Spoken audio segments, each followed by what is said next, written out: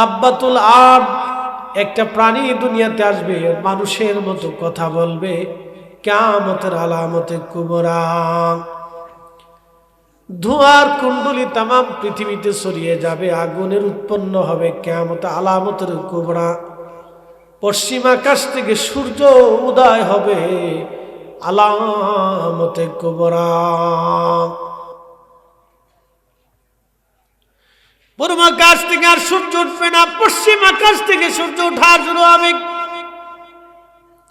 তওবার দরজা বন্ধ হবে, ওই দিন আর কোন তওবা দুনিয়াতে থাকবে না। ইয়াজুজ মাজুজ যখন দুনিয়াতে আসবে, তখন জিহাদের ফরজের আইন লাঘব হয়ে যাবে, তখন আর জিহাদের ফরজের কোনো আইন থাকবে না, তখন রহিত হয়ে যাবে। কারণ ইয়াজুজ মাজুজের সাথে জিহাদ করার মতো কোনো শক্তি দুনিয়াতে মুসলমানদের থাকবে না।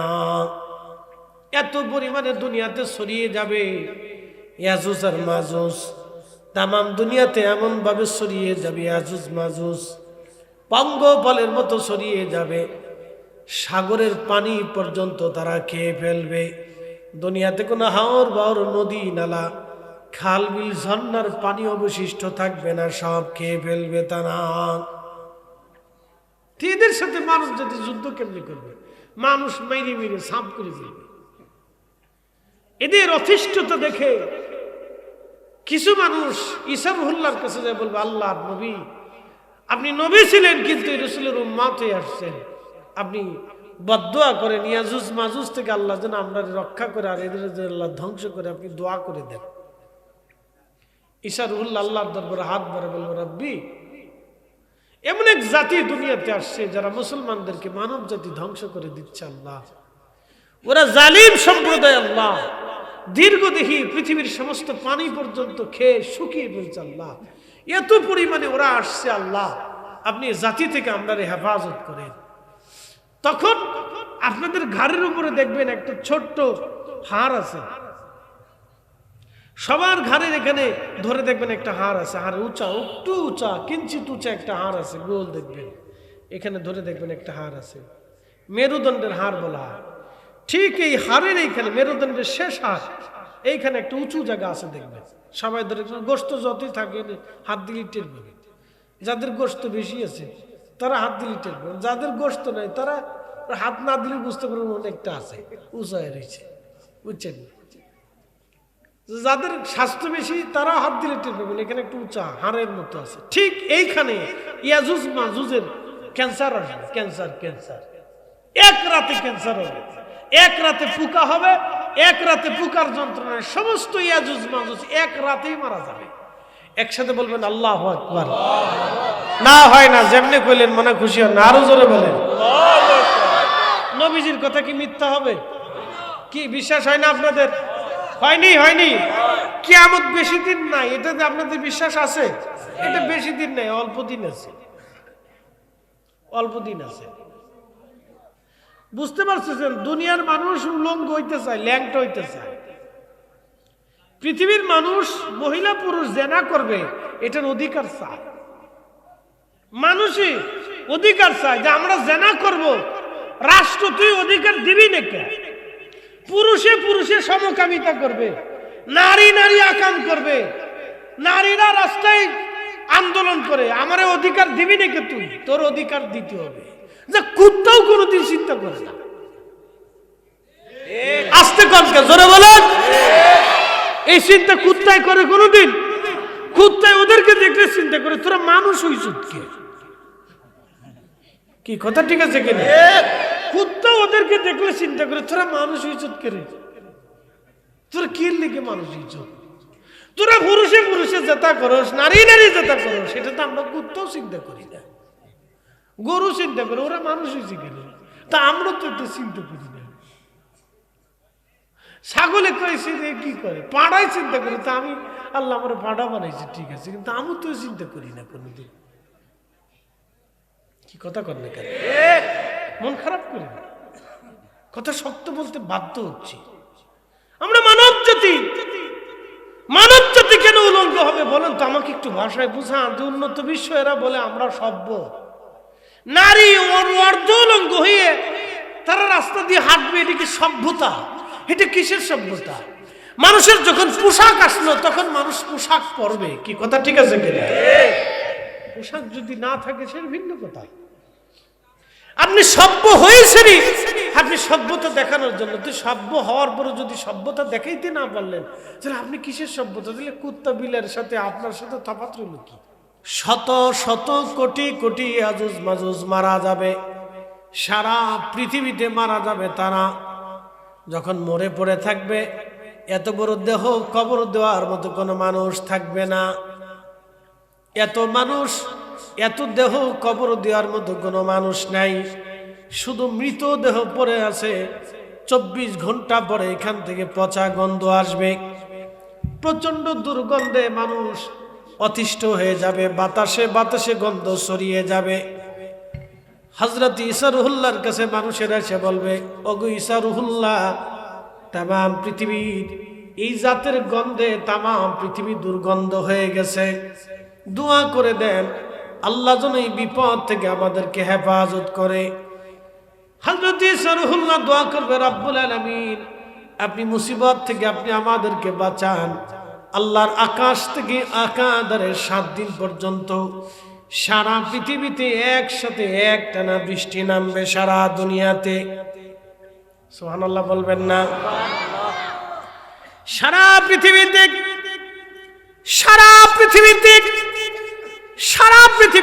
একসাথে সারা পৃথিবীতে বৃষ্টি নামবে। একটা সেকেন্ড তো বৃষ্টি থেকে পৃথিবীর জমিন মুক্ত থাকবে না। প্রচুর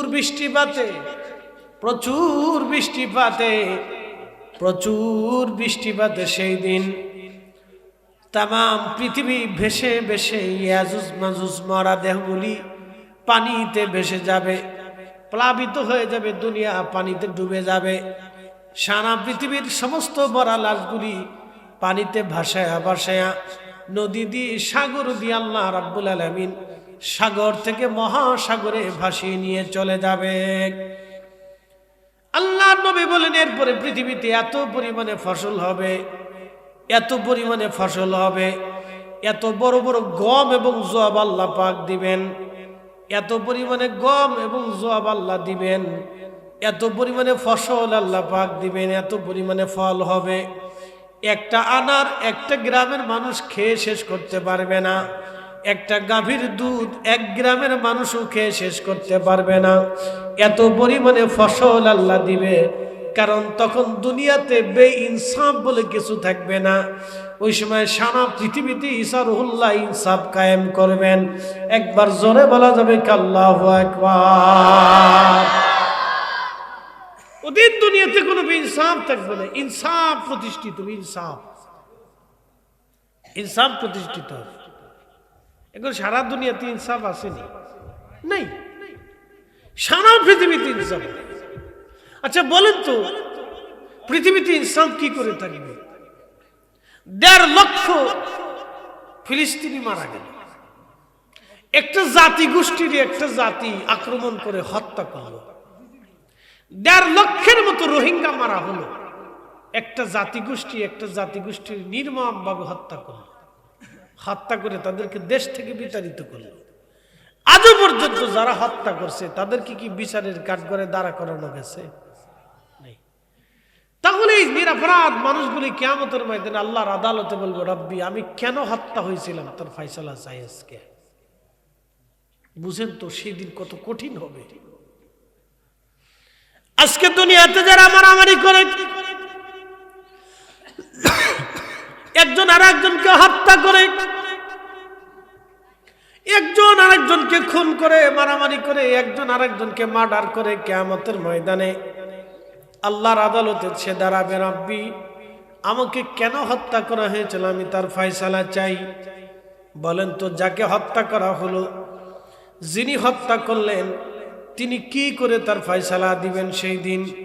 বলে, আল্লাহ আমি রাগের বশে তাকে হত্যা করেছিলাম, ক্ষমতার কারণে হত্যা করেছিলাম, মসনদে বসার জন্য হত্যা করেছিলাম, অর্থের জন্য হত্যা করেছিলাম, জমি সংক্রান্ত মামলায় হত্যা করেছিলাম, আধিপত্য বিস্তার করতে যে আমি হত্যা করেছিলাম, আমার ক্ষমতা অটুট রাখার জন্য হত্যা করেছিলাম, আমার মতের অমিল হওয়ার কারণে আমি হত্যা করেছিলাম। আল্লাহ আল্লাহ বলবেন, হত্যা করার দায়িত্ব কি আমি আল্লাহ তোমাদের হাতে দিয়েছিলাম না রাষ্ট্রের হাতে দিয়েছিলাম?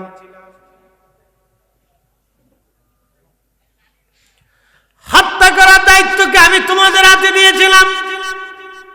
বান্দা বলবে, না, হত্যার দায়িত্ব তো আমার হাতে ছিল না। আল্লাহ বলবেন, আমি কি বলি নাই, মান কাতালা নাফসান বিগাইরি নাফসিন আও ফাসাদিন ফিল আরদি ফাকান্নামা কাতালান নাস জামিআ। একজন নিরপরাধ মানুষকে তোমরা যদি মেরে ফেলে দাও, তামাম দুনিয়ার মানুষ মারলে যে অপরাধ হবে, একজন নিরপরাধ মানুষ মেরে ফেললে সে অপরাধ হবে। আপনি হিন্দুকেও যদি নিরপরাধ একজন মানুষ মেরে ফেলে দেন, তাহলেও আপনার একই অপরাধ হবে। তামাম দুনিয়ার মানুষ মারলে সে অপরাধ হবে। একজন নিরপরাধ খ্রিস্টানকে যদি মেরে ফেলে দেন, তামাম দুনিয়ার মানুষ মেরে ফেললে সে অপরাধ হবে। একজন নিরপরাধ মাজুসি অগ্নি পূজারককেও যদি আপনি মেরে ফেলে দেন, তামাম দুনিয়ার মানুষ মেরে ফেললে একই অপরাধ হবে। একজন সাধারণ ব্যক্তি, সাধারণ মুসলমানও যদি আপনি বিনা অপরাধে মেরে ফেলে দেন, তামাম পৃথিবীর মানুষ মেরে ফেললে একই অপরাধ হবে। তামাম দুনিয়ার মানুষ মেরে ফেললে যে অপরাধ, একজন নিরপরাধ মানুষ মেরে ফেলে দিলে সেই অপরাধ। বলেন, কিয়ামতের ময়দানে যদি আল্লাহ জিজ্ঞাসা করে, বান্দা আমি নিজে সৃষ্টি করেছিলাম, তুমি আমার বান্দা হত্যা করেছো, কি জবাব সেই দিন দিবি মানুষগুলি? এই যে রাজনীতি নিয়ে হানাহানি খুনাখুনি চলে, যারা খুন করে তারা কি জবাব দিবে সেই দিন? বলে, পৃথিবীতে মানুষের ক্ষমতা কতদিন থাকে বলেন তো? কতদিন থাকে? ওটা তো দেখতে দেখতে চলে যায়। কথা ঠিক আছে না ভাই? মানুষের জীবন কতদিন থেকে, এটা তো স্বপ্নের মতো চলে যায়। আমি আপনাদেরকে বলি, শোনে, একটু আমার দিকে তাকান। আমাদের বাংলাদেশের মানুষের গড় আয়ু কত? 65, 60-65 মানুষ বাঁচে। আমাদের বাংলাদেশে দেখবেন মহিলাদের থেকে পুরুষরা আগে মারা যায়। 100% মৃত্যুর ভিতরে পুরুষ নারীদের মরণের ভিতরে দেখবেন 80-র উপরে পুরুষ মানুষ আগে মারা যায়, বেডিরা পরে মরে। কি কথা ঠিক আছে না? কারণ কি বলেন তো? পিছনে কারণ আছে। 1 নম্বর কারণ হলো পুরুষরা সংসারের ঘান টানতে টানতে, চিন্তায়, পেরেশানিতে, পরিশ্রমে সে অর্ধেক শেষ হয়ে যায়, সে বৃদ্ধ হয়ে যায়। 2 নম্বরে ঘরের বউ যদি ভালো হয় তাহলে কপাল ভালো, আর যদি বউ সুবিধের না হয় তাহলে বিডা জিন্দা থাকতে হার্ট স্ট্রোক করে মরে যাবে। এই ঠিক আপনি যেমন করলেন, মানে ভাত রানবেন না আজকে নাকি? ডরাচ্ছেন নাকি? ওয়াজ করতেছি আমি, ভয় থাকলে আমার আছে যে আমার বাদ গেলে খাওয়ান দিবে না। আপনাদের তো টেনশন নাই। বাড়ি গেলে যদি জিজ্ঞাসা তুমি ঠিক কইছিলে, আমি কইছি, সবাই কইছে, আম্মু কইছি, অসুবিধা নেই, বাঁচতে তো। নারী যদি একটু অসুবিধার হয় তাহলে পুরুষে ফেরা দিতে দিতে পুরুষের জিন্দগি শেষ করে বুড়া বানায় বলাইতে। হ্যাঁ, মারাত্মক পেরার পেরা, এটা কঠিন পেরা পেরা। এই জন্য বিদেশিরা দেখবেন, প্রবাসীরা বিয়ে শাদী করিয়া বিদেশে গেলে তাদের শরীর অসুস্থ করে হার্ট স্ট্রোকে মরে যায়, প্রেশারে মরে যায়, বিভিন্ন রোগে মরে যায়, টেনশনে মরে যায়, বুড়া হয়ে যায় তাড়াতাড়ি। বলে কারণটা কি? খাই ভালো, কামাই রুজি ভালো, তারপরেও তারা তাড়াতাড়ি স্ট্রোক করে মরে যায়। কি জন্য? ফেরা দেয়, পেরা, বিরাট পেরা।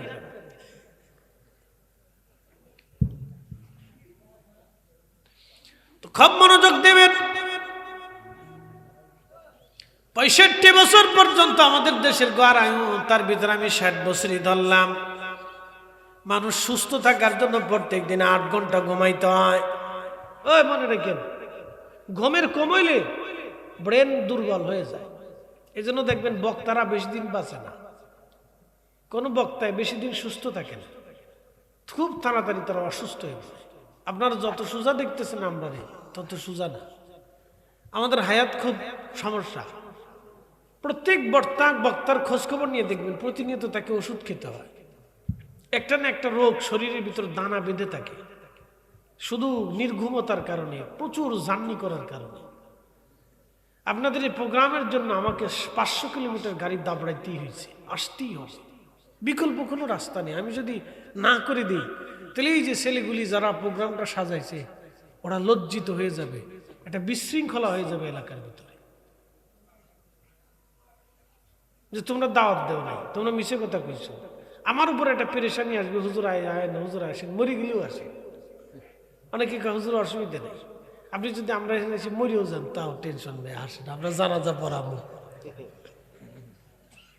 কি তা করার আছে কর, তোর ওদের তো বাঁচতে হবে, জনগণের সামনে জবাব দিতে আছে না, তোর একটা পেরেশানি ওদের। এই জন্য যত কষ্ট হোক, যত পেরেশানি হোক, জ্বর হোক, তুফান হোক, আমাকে আসতেই হোক, অ্যাক্সিডেন্ট হোক, লাশ হোক। কত অ্যাক্সিডেন্ট দেখছি রাস্তায়, ঈশ্বরে মানুষ মরার যে গন্ধ, দুর্গন্ধ আসে ভাই। অ্যাক্সিডেন্টে রক্তমুক্ত যখন বেড়ে যায় একটা পচা গন্ধ আসে, এই মানুষের কিচ্ছু নেই, এটা নিয়ে মানুষ অহংকার করে কেমনি বুঝে আসে না। এটা ফ্যাটের ভিতরে পায়খানা বাথরুম, এটার মগজের ভিতরে কদ্দুর মগজ আছে, এটা বের হয়ে গেলে গন্ধ আসে, এটার মুখ থেকে গন্ধ আসে, শ্বাস থেকে গন্ধ আসে, মুখ থেকে শ্যাবলা আসে, নাক থেকে পচা জিনিস বের হয়, এটার পেশাব পায়খানা থেকে পচা দুর্গন্ধ জিনিস বের হয়। এটা নিয়ে মানুষ অহংকার করে কি দিল লেগে আমি বুঝিনি কিছু, ওরে ভাব লয়, বাপরে ভাব। আমি মাঝে মধ্যে দেখি আসি আরো এটার শয়তানে ধরছি, এতে নিয়ে মানুষের অহংকার করার কিচ্ছু নেই। কি কথা কর না কেন, আছে কিছু? আমরা সবকিছু কার দেওয়া, একসাথে কর, কার দেওয়া, তো ছাতা নিয়ে অহংকার করার কিছু নেই, কিছু আছে না, অহংকার করার কিছু নেই। সকালবেলা ঘুম থেকে উঠার পরে যদি বিরাস না করেন তো মুখের ভিতর তো পায়খানার গন্ধ আসে, কি কথা ঠিক আছে নি বাবাজি? যদি মুখ না ধান তো চোখের কোন ময়লা জমে থাকে, ইস, আর যদি বাথরুম করে পানি ইউজ না করেন তাহলে তো হয়েছে কাজ। তো সারা দেশের মানুষ আপনার পাগল ছাড়া আর কিচ্ছু করতে না, তো শেষ, মানুষের কিচ্ছু নেই। আর যদি একবার মাথার তার একবার আল্লাহ একটু ঘুরাই দেয় তোর লঙ্গির কাপড় মাথা বেঁধে ফেলবে, শেষ। তাহলে সব চাবিকাঠি কার কাছে? না, একসাথে বলেন কার কাছে, জোরে বলেন কার কাছে? আমার এই রিজিকটা বরাদ্দ কে করছে? আল্লাহ করছে, আমার হাতে নাই। শত শত হাজার হাজার কোটি টাকার মালিক হসপিটালে যে শীতে পড়ে রয়েছে, মুহের ভিতর দিয়ে পাইপ দিয়ে খাওয়ান আমদাচ্ছে, কি কথা ঠিক আছে কিনা? পাইপ দিয়ে খাবার ভিতরে ঢুকাচ্ছে, খাওয়ার শক্তি। ব্যাংকে হাজার হাজার কোটি টাকা আছে, শত শত জমিন ল্যান্ড পড়ে আছে, কিন্তু খাবার খাওয়ার শক্তি। বাপরে, এটাই দুনিয়া, এটা নিয়ে পারাপারি করার কিচ্ছু নেই। ও রাজনীতির প্রতিহিংসা করে লাভ নেই ভাই। এগুলো আমাদের দেশের মানুষ কেন যে বুঝে না, আমি নিজেও বুঝি না। আমি মনে করি কিছু অসুস্থতা আছে, এটা অসুস্থতা, অনেক বড় অসুস্থতা। এই অসুস্থতা যেদিন না যাবে সেদিন আমরা কপালের দরজা খুলবে না। এরা গুতাগুতি করতে করতে আমরা জীবন শেষ, কি কথা ঠিক আছে কিনা? এরা নিজেরা গুতাগুতি করতে করতে আমরা জিন্দিগি শেষ করে ফেলছে, তেনা তেনা করে ফেলছে।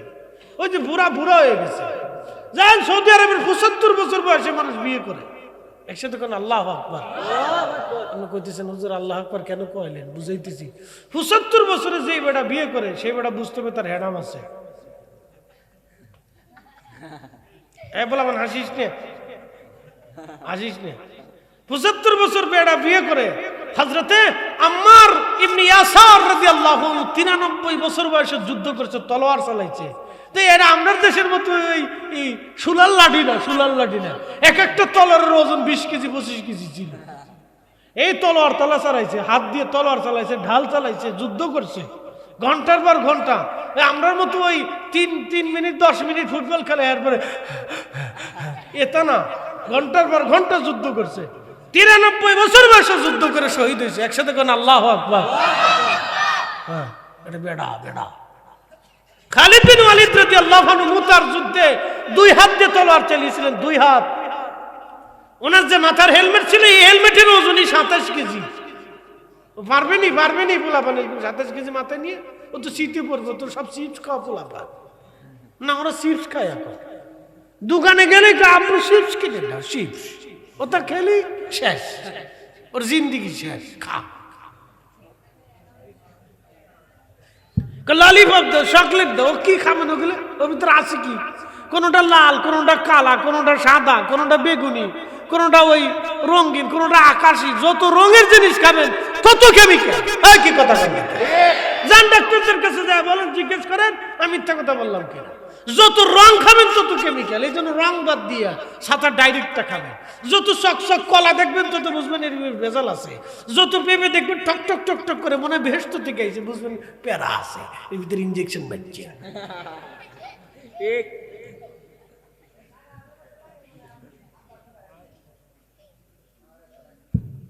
ভাই ভালো জিনিস খান, সুস্থ থাকে। ওই জন্য আরবের মানুষ, ওদের দেশে কেউ খাবারে ভেজাল দিবে না। কোনো কোম্পানি, যে কোম্পানি খাবারে ভেজাল দিবে কোম্পানি চিরদিনের জন্য বন্ধ হবে। কোম্পানির মালিকরে ধরিয়ে খেসাত করে হাতটা কাটিয়ে দেখে যে ভিক্ষে করে খাইয়ে যা, এবার যা ভিক্ষে করে খা।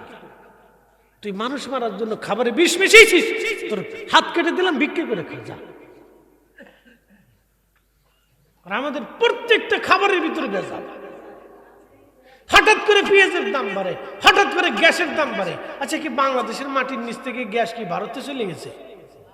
তো গ্যাসের দাম বাড়লো কেন? সিন্ডিকেট আলা বাড়াই দিছে। হঠাৎ করে ডিমের দাম বাড়লো। আচ্ছা, ডিমের দাম বাড়লো কেন? মুরগা কি হরতাল ডাক দিছে? তাহলে ডিমের দাম কেন বাড়লো? সিন্ডিকেট আলা দিছে। তাহলে সিন্ডিকেট আলা ধরেন না, ধরে এনে ক্যাশ করে হাত কেটে দেন। আন্নালি ধরে এনে সুন্দর করে আপনি ওই 3 রাস্তার মোড়ে দাঁড়া করাই দেন, তো পাবলিক কেদনি ফেদনি দিয়ে সোজা করে দিবে। কি কথা ঠিক আছে কিনা? তিনটা সোজা করে তো টাইম লাগে না। তো আপনি 10 জনের লেগে 18 কোটি মানুষের কষ্ট দিবেন নাকি? কাজটা তো কঠিন না, তো কাজ তো সহজ। একসাথে বলেন আল্লাহু আকবার। আরো জোরে আল্লাহু আকবার ওয়ালিল্লাহিল হামদু। বিসমিল্লাহির রাহমানির রাহিম।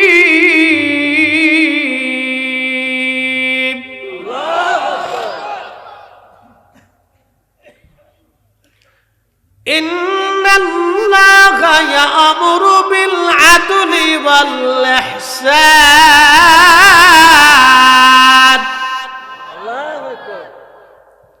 আমি রব্বুল আলামিন তোমাদেরকে নির্দেশ দিলাম, তোমরা দুনিয়াতে ন্যায় করবে, অন্যায় করবে না, ন্যায় করো ন্যায়। তোমরা দুনিয়াতে ন্যায় করো, ন্যায় করো, অন্যায় করবা না, ন্যায় ন্যায়, অন্যায় করবা না, ন্যায় করো ন্যায়। প্রিয় উপস্থিতি, ভালো করে শুনে যাবেন। যেই কথাগুলি আমাদের শোনার প্রয়োজন, এই যে 60 বছরের 20 বছর আপনার ঘুমে ঘুমে চলে যায়, তাহলে 60 বছরের 20 বছর 8 ঘন্টা যদি ঘুমান, 24 ঘন্টায় দিন ও রাত, 20টা বছর চলে গেল ঘুমে, বাকি থাকে 40 বছর। এই 40 বছরের জীবনে আপনি দুনিয়াদারি করার জন্য ব্যবসা করলেন, চাকরি করলেন, লেখাপড়া করলেন, তার ভিতরে 12 বছর চলে যায় শৈশব কৈশোরে। 12 বছর শৈশব কৈশোরে পার করলেন আপনি, বাকি থাকে মাত্র 28 বছর। আপনি হিসাব করেন, বাকি থাকে 28। এই 28 বছরের ভিতরে 25 বছর আপনার লেখাপড়া করা লাগে। এই 25 বছর পরে আপনি চাকরি বাকরি করবেন, ব্যবসা বাণিজ্য করবেন, হাট বাজার করবেন, খেলাধুলা করবেন, বন্ধু বান্ধবের সাথে আড্ডা দিবেন, বাচ্চা কাচ্চারা সময় দিবেন, স্ত্রীকে সময় দিবেন। এরপরে কিছু কাল আছে বৃদ্ধতা, আপনি সামান্য সময় আল্লাহর ইবাদত করেন, সামান্য। এই সামান্য সময় দিক কিয়ামতের ময়দানে আল্লাহর সামনে কোন চেহারা নিয়ে দাঁড়ায় বলবেন, রব্বি আমি নামাজ পড়ছিলাম মাফ করে দেন, আল্লাহ আমি হজ করছিলাম মাফ করে দেন, যাকাত দিয়েছিলাম মাফ করে দেন, তোমার জিকির করছিলাম মাফ করে দেন, তাহাজ্জুদ পড়ছিলাম মাফ করে দেন। যদি জিজ্ঞাসা করি জগন্নাথপুরের ভিতরে খুঁজে দেখেন কয়জন তাহাজ্জুদ গুজারি বান্দা আছে। সারা জগন্নাথপুরের ভিতরে যদি 50 লক্ষ মানুষ থাকে, 50 জন মানুষও খুঁজে পাওয়া যাবে না তাহাজ্জুদ গুজারি মানুষ আছে। কি কথা কন না কেন? খুব কম সংখ্যক। মুসলমান খুবই মনোযোগের সাথে শুনে যাবে না। এই সামান্য সময় আমরা দুনিয়াতে বেঁচে থাকি, করণীয় কি? অল্প সময় আমরা আল্লাহর ইবাদত করি, সামান্য সময় আমরা দুনিয়াতে বেঁচে থাকি। এই সামান্য সময় দুনিয়াতে বেঁচে থাকার পর আমাদের কাজ কি? আমাদের কাজ হলো হালালের জিন্দেগি গঠন করা, আমাদের কাজ হলো ন্যায় পথে চলা, আমার নবীজির আদর্শের পথে আমাদের জীবন রাঙ্গানো আমাদের কাজ, এবং আল্লাহকে এবং তার রসুলকে খুশি করা আমাদের কাজ। আল্লাহ এবং তার রসুলকে যদি খুশি করতে পারি তাহলে আমাদের জীবন বুলন্দ হয়ে যাবে, আমাদের জীবনটা কামিয়াব হয়ে যাবে, কামিয়াব। এক রাতের ভিতরে প্রচুর পরিমাণে ওই ইয়াজুজ মাজুজ মারা গেল। আল্লাহ বৃষ্টি দিয়ে তাদের সব সাগরে বাসায় নিয়ে চলে গেল। আল্লাহ এত পরিমাণে ফসল দিল, আল্লাহর তামাম দুনিয়া একবারে ফসলে ফুলে ফলে ভরে গেল। আল্লাহর দুনিয়াতে ইনসাফ প্রতিষ্ঠিত হলো। এইভাবে হয়তো বাকি 40 বছর চলার পরে আবার বেহায়াপনা, আবার শয়তানি বদমাশি এত পরিমাণে বেড়ে যাবে, খুব দ্রুত গতিতে শয়তান তামাম দুনিয়ার মানুষকে আকৃষ্ট করে ফেলবে। তামাম দুনিয়া একবারে নেককারজনক কাজে ভরে যাবে। তখন দাইল আল্লাহ দুনিয়া তার কেউ থাকবে না, কারণ ইসারুল্লাহ শেষ। এরপরে আর কেউ দুনিয়াতে দাইল আল্লাহ নাই। এরপরে যখন দাইল আল্লাহ থাকবে না, কিয়ামত একবারে কাছাকাছি।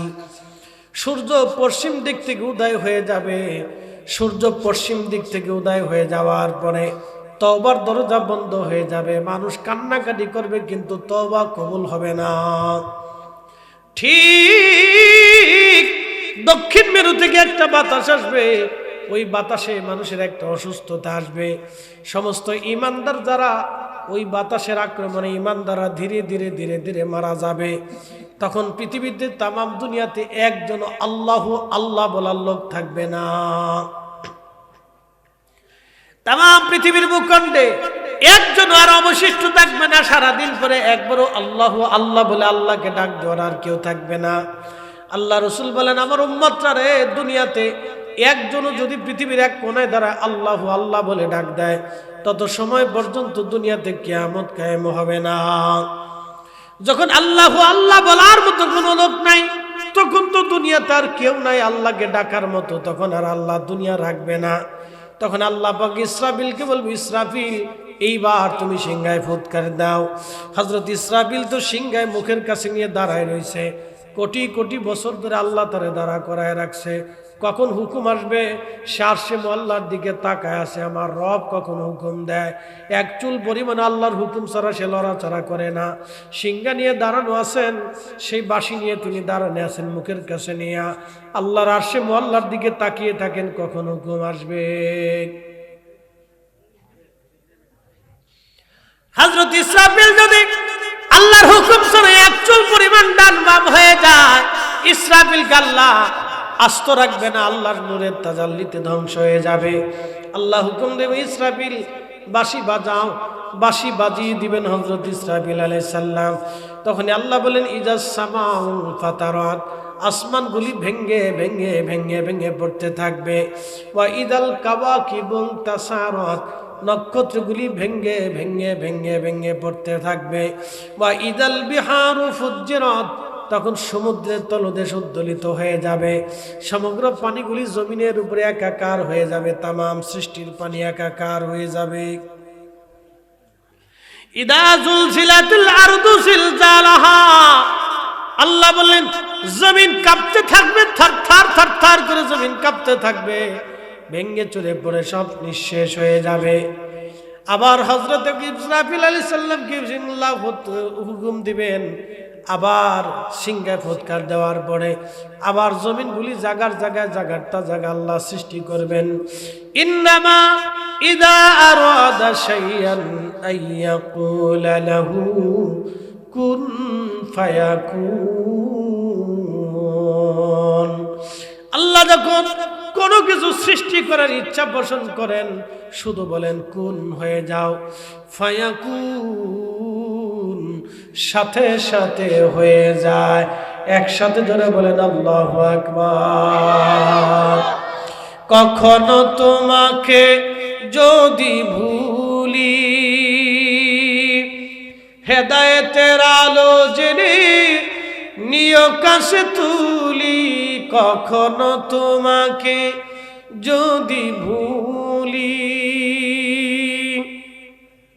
হেদায়েতের আলো জেনে নিয় কাছে তুলি। ঠাই দিও প্রিয়তম ওগো মহিয়ান,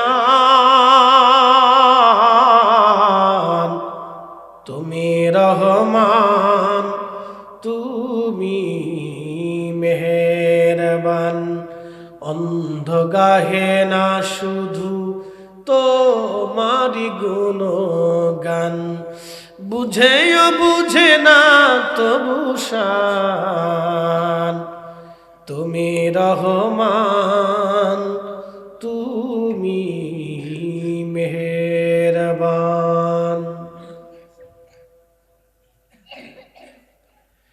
আল্লাহ ইসরাফিলকে আবার হুৎকার দিতে বলবেন, কিন্তু তার আগে আল্লাহ বলেন, কুল্লু মান আলাইহা ফানি ওয়া ইয়াবকা ওয়াজহু রাব্বিকা যুল জালালি ওয়াল ইকরাম। একসাথে যারা বলেন আল্লাহু আকবার। সৃষ্টির কিছুই থাকবে না, থাকবে আল্লাহ। একসাথে বলেন, কে থাকবে? কে থাকবে? আল্লাহ ছাড়া আর কিছুই থাকবে না, কিচ্ছু থাকবে না, কিচ্ছু থাকবে না। আবার আল্লাহ পাক তামাম সৃষ্টি সৃজন করবেন। আল্লাহ বলেন, মাইদাল কুবুরু বুশিরাত, কবর থেকে মানুষগুলি উদ্দোলিত হবে। উদ্দোলিত হয়ে কবর থেকে মানুষ দৌড়াইয়া হাসরের ময়দানের দিকে ধাবিত হতে থাকবে। তখন আল্লাহ বললেন, ইয়াউমা ইয়াকুনুন নাসু কাল ফারাশিল মাবসুস। আল্লাহ ডাক দিলেন, মানুষগুলি বিক্ষিপ্ত পতঙ্গের মতো ছোটাছুটি করবে, দৌড়াদৌড়ি করবে, কেউ কারো দিকে তাকাবে না, কেউ কারো আপন হবে না। নবী আমার বলেন, উম্মতেরা তিন জায়গায় মা সন্তানের পরিচয় দিবে না, সন্তান মায়ের পরিচয় দিবে না, বাবা সন্তানের পরিচয় দিবে না, সন্তান বাবার পরিচয় দিবে না, ভাই ভাইয়ের পরিচয় দিবে না। তিন জায়গা। এক নম্বর, তাহলে নেকের পাল্লা কেমনে বাড়ি হবে বলেন? আপনার আমার তো গুনার পাল্লা বাড়ি হয়ে যাবে। ওই সময় মানুষগুলি পেরেশান হয়ে যাবে, কাতার করে দাঁড়িয়ে থাকবে। কোটি কোটি হাজার হাজার বিলিয়ন ট্রিলিয়ন কোটি কোটি মানুষ আল্লাহর আদালতের সামনে দাঁড়িয়ে থাকবে। কারো শরীরে কোনো বস্ত্র থাকবে না, পোশাক থাকবে না। মানুষ পাগল পারা হয়ে যাবে। আল্লাহ রসুল ডাক দেয়া বলেন, উম্মতরা রে, ওই দিন কেউ কারো কথা মনে রাখবে না, কিন্তু তোমরা শোনো, আমি রসুল আমার উম্মতকে ওই দিন ভুলবো না। একবার জোরে বলা যাবে কি, ইয়া রাসূলুল্লাহ? সেদিন আমার নবীজি উম্মতকে ওই সময় ভুলবে না। এখন আমাদের কাজ হলো উম্মত আমাদেরকে হতে হবে। কি কথা ঠিক আছে কিনা? আমার কি হতে হবে? উম্মত হতে হবে, উম্মত হতে হবে। এখন আমাদের কাজ উম্মত হতে হবে। উম্মাহ মানে অনুসারী। আমরা রসুলের উম্মত মানে নবীর অনুসারী। আমরা যে রসুলের অনুসারী, অনুসরণের কাজ কি করলাম? আমরা এমন কি কাজ করেছি? রসুলের সুন্নতের তাবেদারি আমরা কি করলাম?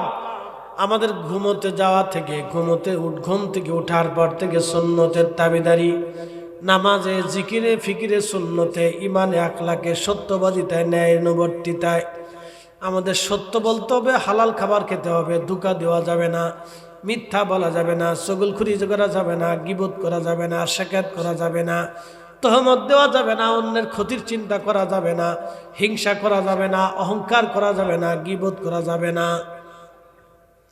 এই সমস্ত কুখায়াস থেকে নিজেকে নিবৃত্ত করে আমাদেরকে মানুষের মতো মানুষ হতে হবে। মুসলমান আমাদের হতে হবে মুসলমান। উম্মত হতে হবে, উম্মত নবীর চরিত্রে চরিত্রবান হতে হবে। নবী যেমনে হাসতেন, নবী যেমনে চলতেন, যেমনে খাইতেন, যেমনে ঘুমাইতেন, যেমনে সংসার করেছেন, সমাজ যেমনে করেছেন, রাষ্ট্র যেমনে করেছেন, ব্যবসা বাণিজ্য, হাঁটা চলাফেরা, খাওয়া দাওয়া, উঠা বসা, নামাজ কালাম জিকির ফিকির ইবাদত, চলতে ফিরতে হাঁটতে আপনার জিন্দেগির প্রত্যেকটা সময় আল্লাহ নবীর সুন্নত, নবীর অনুসরণ, নবীর আদর্শ যদি অনুসরণ করতে পারেন, তাহলে আপনি অরিজিনাল উম্মত বলে নবীজির সামনে দাঁড়াবেন। সেই সময় নেকের পাল্লা যদি হালকাও হয়ে যায়, নবীজি ডাক দিয়ে বলেন, আমার উম্মতেরা, কালেমা শরীফ তোমাদের নেকের পাল্লার উপরে দিয়া আমি আমার ওই উম্মতের নেকের পাল্লা ভারী করাইয়া আমি আমার উম্মত নিয়ে সবার আগে জান্নাতে চলে যাব। একসাথে যারা বলেন আল্লাহু আকবার। এখন আমাদের নবী উম্মত হতে হবে, কি হতে হবে? উম্মত হতে হবে, উম্মতের মতো উম্মত। আমাদের উম্মত হইতে হবে। দোকানে বাকি খেয়েছে আর ফেরত দেয় না, কি তো উম্মত। চিন্তা করে, বাপরে বাপ। দোকানদারও চিন্তা করছে, বাকি যেহেতু খায় তো দাম বেশি করে ধরি, বিরাট উম্মত। সবাই ভালো, চিন্তা করছে দাম যেহেতু বেশি করে ধরছে, ও যেহেতু বাকি খাচ্ছে তাহলে দাম একটু বেশি করে ধরি, ওকে যেহেতু পরে দেবে তাহলে দাম বেশি করে ধরি। ও কষে মেরে দিচ্ছে, 6 মাস পরে দিলেও অসুবিধা নেই, দাও নিয়ে যাও। মালক কম দিয়ে দিচ্ছে, যা কি তো উম্মত, বাপরে বাপ, এলানি উম্মত। রসুলের উম্মতের এই আদর্শ না, এটা উম্মত হতে পারে না। কিসের উম্মত?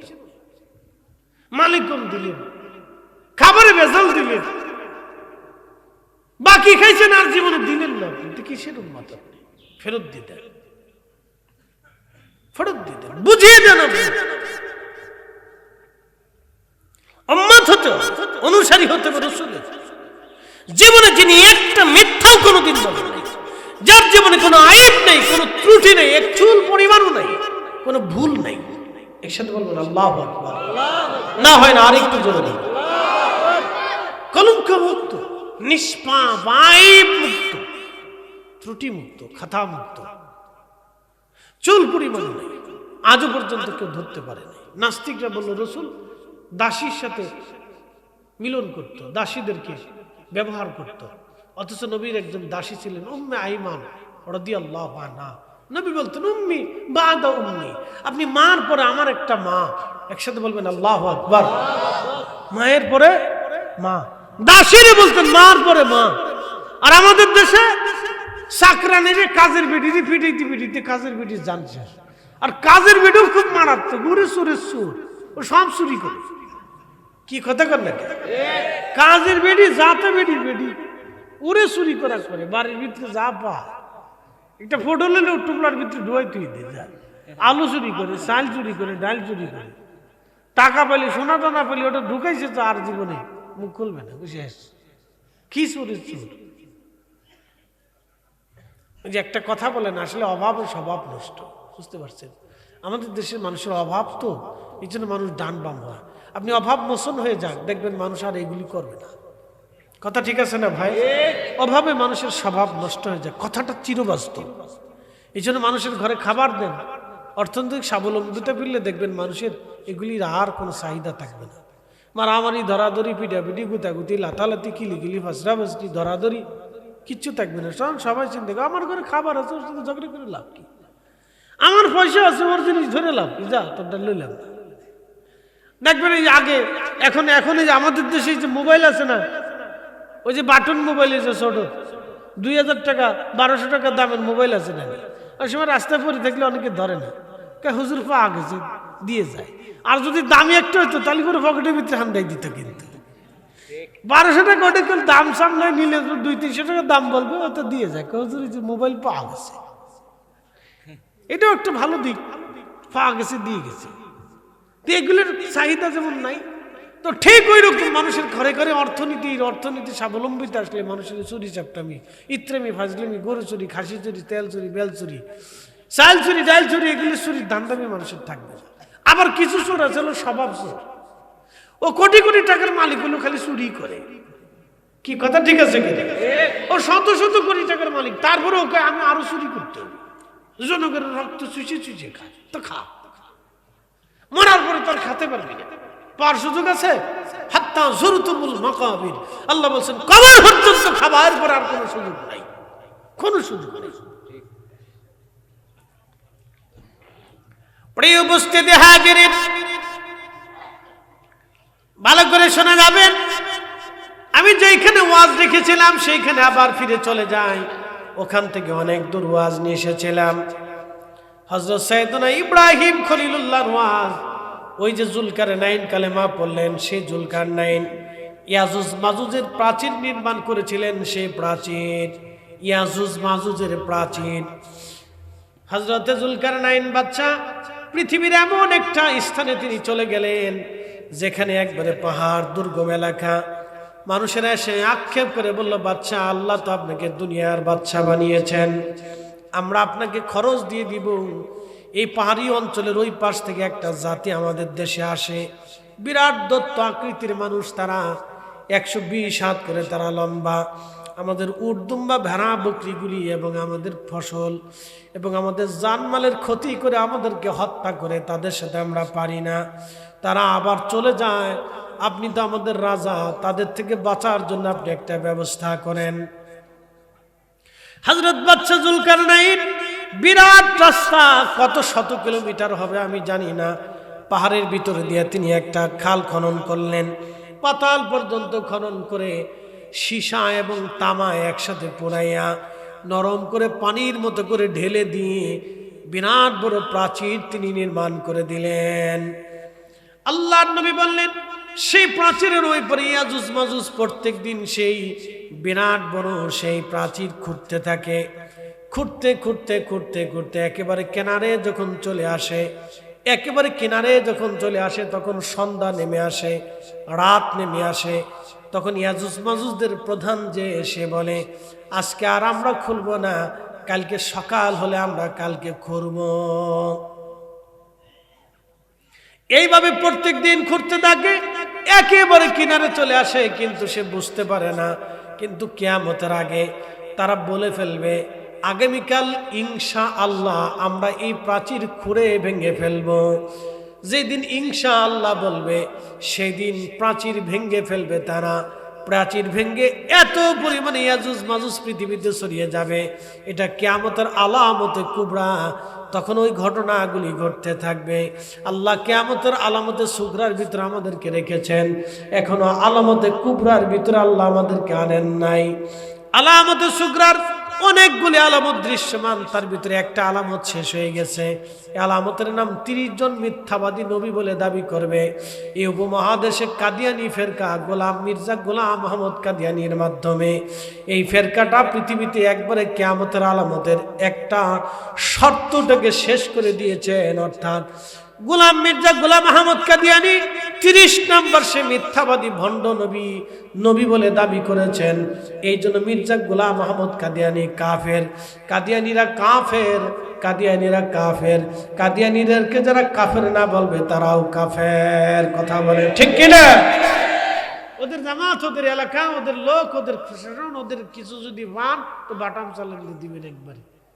বাদাম চালান, বুঝছেন? আপনার সিলেটে ভাষা বলে বাদাম চালান আর কি, বাটাম চালান দিয়ে দিবেন। সাবধান, ও ছদ্মবেশী বেঈমান আপনাকে ধ্বংস করার জন্য আসছে। কাদিয়ানীরা কাফের, বিনা দলিলে কাফের, কোনো দলিল লাগবে না। কথা ঠিক আছে কিনা? মনে রাখবেন, শর্ত মনে রাখবেন, কাদিয়ানীরা কাফির। মির্জা গোলাম আহমদ কাদিয়ানির মাধ্যমে 30 জন মিথ্যাবাদী অলরেডি নবুয়াত দাবি করে খাতিম হয়ে গেছে, শেষ হয়ে গেছে। আল্লাহ রাসূল বলেছেন, উম্মত কিয়ামত আসবে, 30 জন মিথ্যাবাদী নবী বলে দাবি করবে।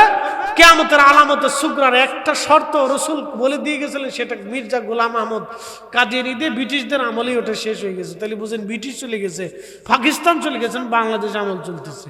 ইয়াসিন তাহা আলিফ লাম রা।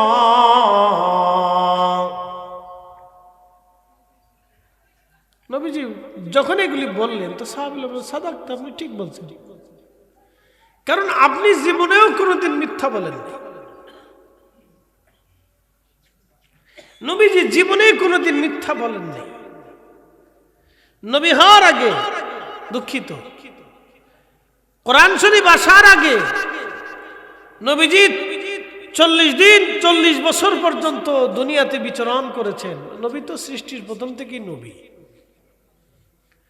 তো কোরআন শরীফ নাজিল হওয়ার আগে নবীজি জীবনে কোনোদিন আগে এবং পরে কখনো একটা ভুলেও কখনো মিথ্যা বলেননি। আল্লাহ থেকে নিষ্পাপ করে রাখছেন, আইব মুক্ত রাখছেন, ত্রুটি মুক্ত রাখছেন, খাতা মুক্ত রাখছেন, নিষ্কলঙ্ক চরিত্র করে রেখেছেন, যার চরিত্রের ভিতরে কোনো দাগ ছিল না। একসাথে বলা যাবে আল্লাহু আকবার। এই জন্য সাহাবা কিরাম রাসূলকে বিশ্বাস করতেন যে আপনি মিথ্যা বলেন না, মুজিজা দেখতেন। আশ্চর্য দৃশ্যাবলী দেখার পরে সাহাবা কিরাম বিশ্বাস করতেন ঠিক আছে, ঠিক আছে। কোরআন নাজিল করলেন আল্লাহ তার নবীজির কলবে। কোরআন কোন দিক থেকে আসলো সাহাবীরা কিন্তু জানতেন না। জিবরাইলকে দেখা গেল না, কোন দিক দিয়ে আসলো ওহী সাহাবীরাও দেখলো না, কিন্তু নবীজি বললেন আলহামদুলিল্লাহি রাব্বিল আলামিন আর রহমানির রহিম মালিকি ইয়াউমিদ্দিন। সাহাবায়ে কেরাম বললেন সাদাকতু ইয়া রাসূলুল্লাহ, আপনি ঠিক বলছেন, আপনি ঠিক বলছেন। আর রহমানু আল্লামাল কুরআন খালাকাল ইনসান। সাদাকতু ইয়া রাসূলুল্লাহ, আপনি ঠিক বলছেন। নবীজি বললেন ইন্না আ'তাইনাকাল কাউসার ফাসাল্লি লিরাব্বিকা ওয়ানহার। ঠিক বলছে, ভুল বলেন নাই, ঠিক বলছে। একসাথে বলবেন আল্লাহু আকবার। নবী বললেন সাহাবীরা কবরে আযাব হয়। সাহাবায়ে কেরাম সাদাকতা, ঠিক বলছে। ওয়াবিল আখিরাতি হুম ইউকিনুন, আখিরাতে বিশ্বাসী ওটা কায়েম হবে। ওই মাঠ তোমাদের জিন্দেগিতে আসবে, ওই মাঠে তোমাদের দাঁড়াইতে হবে। সাহাবায়ে কেরাম বললেন সাদাকতু ইয়া রাসূলুল্লাহ, আপনি ঠিক বলছেন। এটার নাম বিশ্বাস। একসাথে বলে এটার নাম কি? জোরে বলে এটার নাম কি? তার অর্থ হচ্ছে সাহাবীরা আল্লাহ বুঝার আগে নবী বুঝে নিছে। কি কথা ঠিক আছে কিনা? সাহাবীরা আল্লাহকে চর্চা করার আগে রাসূল চর্চা করে নিছে যে উনি ঠিক আছে কিনা। উনি যে আমার মেসেজ দিল, এই কথাটা বললো যে আল্লাহ এক, কিন্তু দেখা যায় না যে আছে। সাহাবীরা কিন্তু আল্লাহ দেখতে চায় নাই কোনোদিন। কোন সাহাবী কিন্তু বলে নাই যে আপনি আমাদেরকে আল্লাহ দেখান। আল্লাহ যে আছে আপনি দেখান। আপনাদেরকে আরেকটু বুঝাই। পৃথিবীতে একজন নবী, তিনি ইব্রাহিম আলাইহিস সালাম, তার উপাধি হলো খলিলুল্লাহ। তো তিনি কাবা শরীফ গাঁথতে ছিলেন। তো এমন সময় রাস্তা দিয়ে জুলকারনাইন বাদশা যাইতেছিলেন। ইমাম ইবনে কাসির আল বেদার ভিতরে এই ওয়াকিয়াটা লিখছেন। পৃথিবীতে 4 জন বাদশা ছিল আল্লাহ, যাদেরকে সৃষ্টির দুনিয়ার প্রত্যেক ইঞ্চি মাটির বাদশাহী দিয়েছিলেন। একজনের নাম সুলাইমান আলাইহিস সালাম, একজন বাদশা জুলকারনাইন, 2 জন মুসলমান। আর একটা ছিল বখতে নসর, আর হচ্ছে নমরুদ। পৃথিবীর এমন কোন ইঞ্চি মাটি নাই যে ইঞ্চি মাটির বাদশাহী তারা না করছিল। এত বড় বাদশা ছিল, কিন্তু নমরুদের মৃত্যু হলো কেমনে? মশার কামড়ে শেষ। এত বড় বাদশারে আল্লাহ ধ্বংস করতে শুধু মশা পাঠাইছে, বেশি কিছু পাঠাইনি। মশা মশা একসাথে করে আল্লাহু আকবার। কি পাঠাইছে? ওই দেখেন আমেরিকা খুব পাড়াপাড়ি করতেছে না, আল্লাহ উল্লাহকে মশা পাঠায়। পরে দেখবেন যে ভিক্ষা করে খাইবে। হ্যাঁ, তার করুণ পরিণতি আছে। বলে হুজুর কেন? আপনাদেরকে একটা সূত্র বুঝাই। হ্যাঁ, আমার দিকে তাকান। আমেরিকার করুণ পরিণতি কেন আসবে আমি আপনাদেরকে একটা সূত্র বুঝাই। বলেন তো বেশি খাইলে কি হয়? বেশি খাইলে পেট খারাপ হয়। কথা ঠিক আছে কিনা? বেশি ঘুমাইলে শরীর অসুস্থ করে, কম ঘুমাইলেও অসুস্থ করে। আপনি বেশি গোসল করলে কথা কর না কেন? বেশি পানি খেলেও কিডনি নষ্ট হবে, কম পানি খেলেও কিডনি নষ্ট হবে। আপনি বেশি ওষুধ খেলে এটা আউটসাইডে বিভিন্ন ধরনের ক্ষতিগ্রস্ত হবে, বেশি খেলেও সমস্যা। আপনাকে নিয়ন্ত্রণ খেতে হবে। তো আমেরিকার হলো সারা দুনিয়াতে সে বাদশাহী করবার যাইয়া, সাম্রাজ্যবাদিতা নিতে যাইয়া এরে ধরে, এরে আক্রমণ করে, এরে মারতে যায়, এরে ফিটাইতে যায়, এরে ধরতে যায়, এরে মারতে যায়। এটা করতে করতে একসময় সে নিজেই সিটে পড়ে যাইব গা। বুঝতে পারছেন না? একসময় দেখবেন তার অর্থনীতি শেষ হয়ে গেছে, দুর্বল হয়ে গেছে, বলে পৃথিবীর মানুষ তার থেকে মুখ ফিরেই নিবে যে না এদের সাথে চলা যায় না, এদের সাথে আত্মীয়তা করা যায় না। বুঝতে পারছেন? তো বেশি প্রত্যেক অতিরিক্ত, ওই যে যিনি লেখছেন এক্সেস ইজ ভেরি ব্যাড, অতিরিক্ত খুব খারাপ, কথাটা সব সত্য কথা। আপনি বেশি ঘুমাবেন সমস্যা, বেশি খাবেন সমস্যা, বেশি কথা বলবেন সমস্যা, বেশি হাসবেন সমস্যা, বেশি অনেক কিছু পাওয়ার চেষ্টা করবেন সমস্যা, বেশি হাই হুতাশ করবেন সমস্যা, বেশি দৌড়াবেন সমস্যা, বেশি গোসল করবেন সমস্যা, বেশি ওষুধ খাবেন সমস্যা। যত বেশি তত সমস্যা, যত বেশি বেশি করবেন ততই সমস্যা। আপনাদেরকে একবারে জীবনের চলার পথে একটা সূত্র শিখিয়ে দিলাম, যত বেশি বেশি করবেন তত প্রবলেম। এই জন্য লিমিট ক্রস করলে সমস্যা, লিমিটের ভিতরে থাকবে। প্রিয় উপস্থিতি হাজিরিন, সারা পৃথিবীর বাচ্চা হযরত যুলকারনাইন তখনও কালেমা পড়েন নাই, মুসলমান হন নাই। বাচ্চা যুলকারনাইন সাইয়েদনা ইব্রাহিমকে ডাক দিয়ে বললেন, আপনার নাম কি? বলে আমার নাম ইব্রাহিম। ইব্রাহিম কি করেন? বলে আল্লাহর ঘর নির্মাণ করি। বলে আল্লাহ আবার কে? যুলকারনাইন বলতেছে আল্লাহ কে? আল্লাহ তো চিনলাম না, আল্লাহ কে? ডাক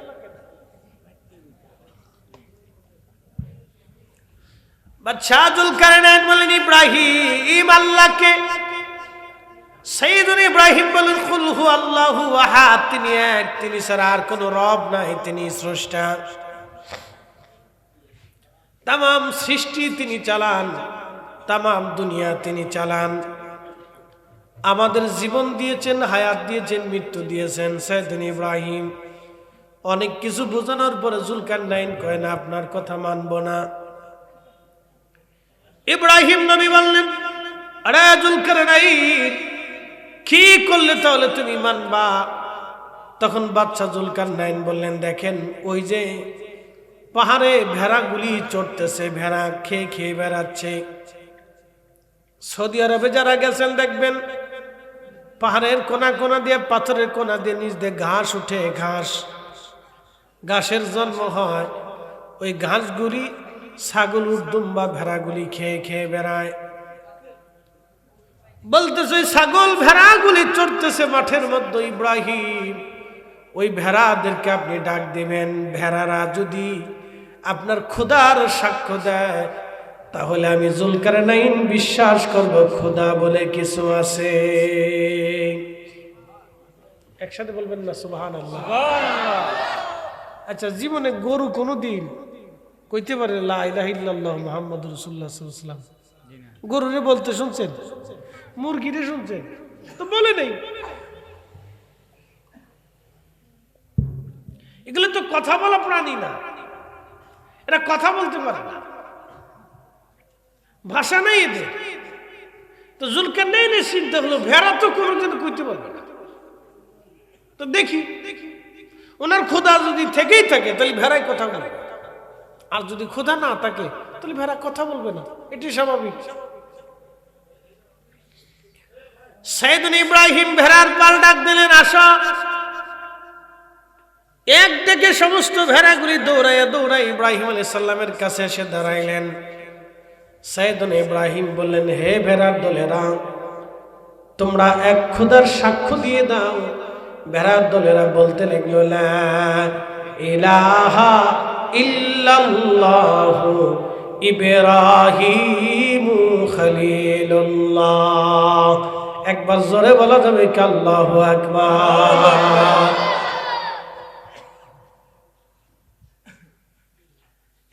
সাথে ভেড়ার দলে জিকির করতেছে। জুলকারনাইন কয় এটা কেমন, এটা কি? জুলকারনাইন দেখেছো ভেড়ার দল আল্লাহর সাক্ষ্য দিচ্ছে। শুধু আমি বলি না, আল্লাহ সে দেখো তুমি বলেছো ভেড়ায় কথা বললে তুমি মানবা, ভেড়ায় যদি এক আল্লাহর সাক্ষ্য দেয় তাহলে তুমি মেনে নেবা। জুলকারনাইন দেখো ভেড়ার দলেরা আল্লাহ জিকির করতেছে, আল্লাহ সাক্ষ্য দিচ্ছে।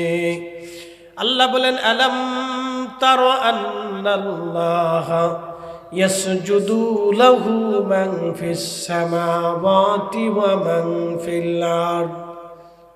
নবী আমার, আপনি কি দেখেন না আসমান ও জমিনে, ভূমণ্ডল নবমণ্ডলে, সাত আসমান ও সাত জমিনের ভিতরে যাহা কিছু আছে সব আমি আল্লাহকে সিজদা দেয়। আশ-শামসু ওয়াল কামারু ওয়ান নুজুমু ওয়াল জিবালু ওয়াশ-শাজারু ওয়াদ-দাওয়াবু ওয়া কাসীরুম মিনান নাস।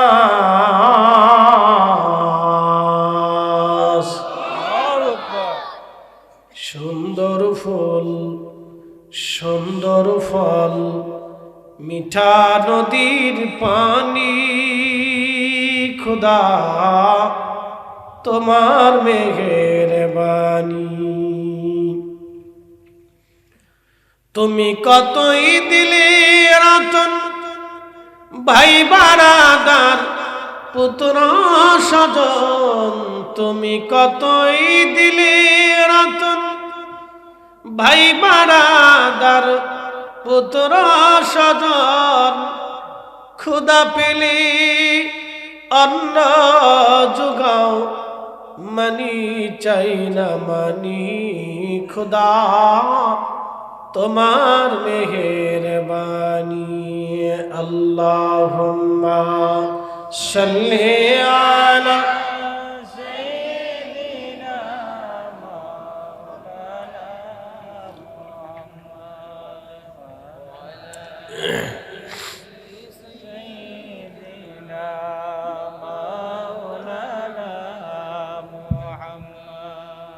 না। যেমনি দুরূদ শরীফ পড়তেছেন মনে আপনি দুপুরে খাইছেন না, সন্ধ্যাও খাইছেন না, দুর্বল দুর্বল লাগতেছে। আমি তো না হয় 500 কিলোমিটার দৌড়াইছি, আপনার তার অত দৌড়ান নেই। জবান খুলে দেন, একসাথে পড়েন আল্লাহুম্মা সাল্লি আলা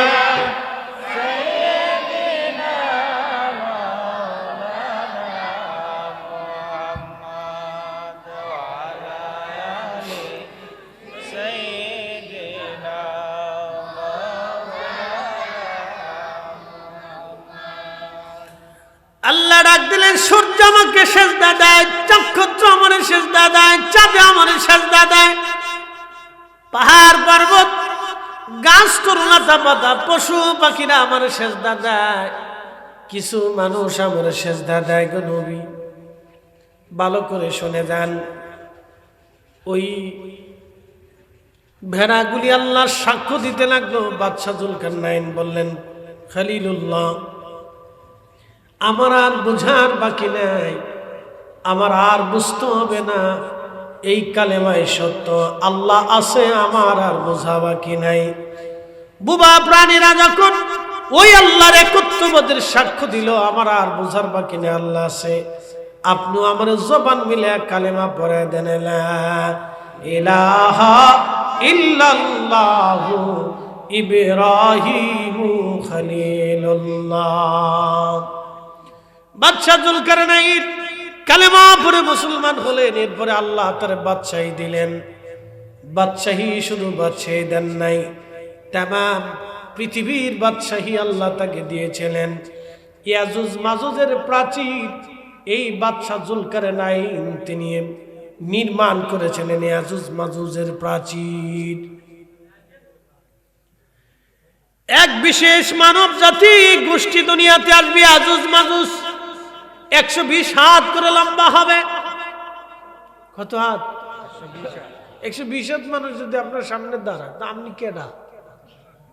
কি কথা কন নাকি? ওর কাছে কিছু, ও তো সিপে মশার মতো মেরে ফেলবে আপনার। 200-500 মানুষ দুই একদিন ধরে সব হাওরের ভিতরে ফেলে দিয়েছে, যা তোরা চলে যা। 120 হাত করে লম্বা হবে, ওই তো চুল হবে লাল লাল, বিকট চেহারার অধিকারী হবে, মানব গোষ্ঠীর একটা গোষ্ঠী হবে, ওরা মানুষের জাতি হবে, ওরা কালো হবে, নিগ্রো, 120 হাত করে লম্বা হবে।